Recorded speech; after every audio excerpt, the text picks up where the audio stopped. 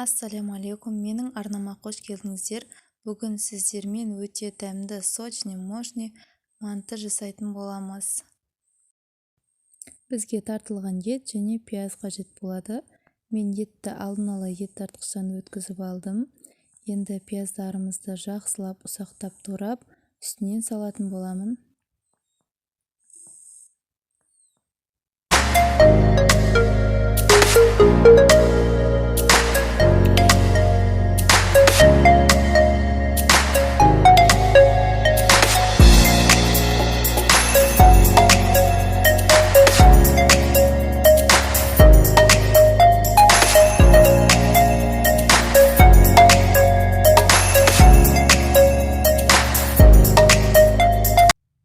Тоз бен бұрышты қосып, жақсылап араластырып, бір шетке қойып қоямын.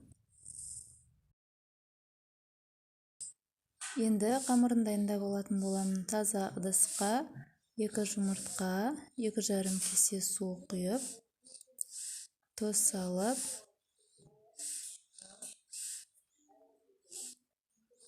жақсылап араластырып, үстінен ұн салып, қамырымды илеймін.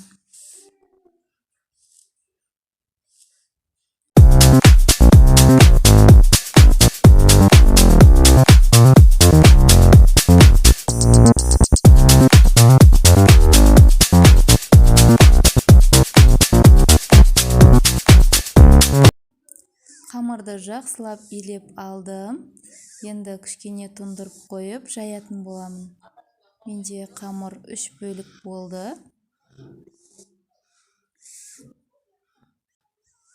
Дөңгелектеп алып, жайып шығамын.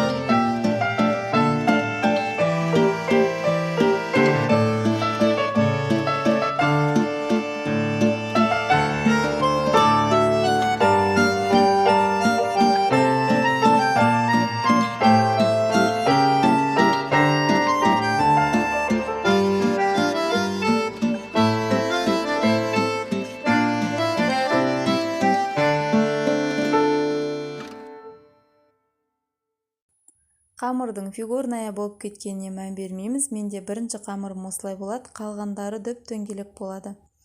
Осымен қамырымды жайып болдым, жіп-жыға, барлық жері бірдей. Енді кесіп, ішіне фарштарды салып шығамын.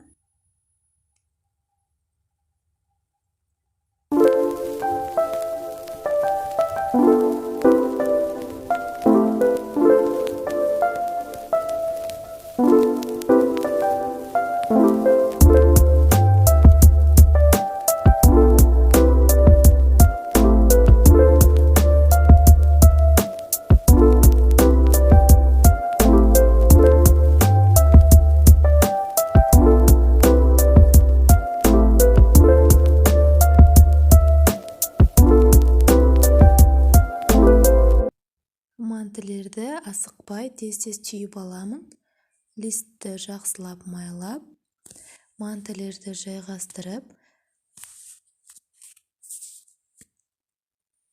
бұлардың да бетін майлап, қайнап тұрған суда 40-45 минутқа қойып пісіріп аламын.